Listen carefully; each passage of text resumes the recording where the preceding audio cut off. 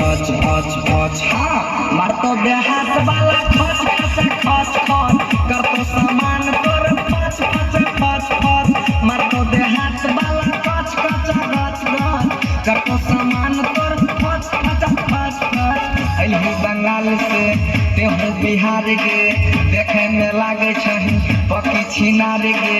छौरा से करे जानी भच भच भच भच मार तो देहात वाला खच खच खच खच कर तो सामान तोर फच फच फच फच मार तो देहात वाला खच खच खच खच कर तो सामान तोर फच फच फच फच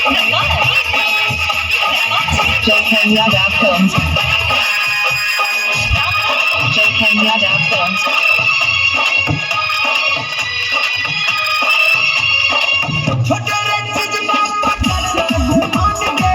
तोरा से बड़ छई हमरो सामान गे हाय हाय छोटे रे चीज बाबा कर घुमान गे तोरा से बड़ छई हमरो सामान गे तोरा से बड़ छई हमरो सामान गे जोगा के रखे नहीं चोली के तारा का उहे खोजे छे सब छौरा कुमार का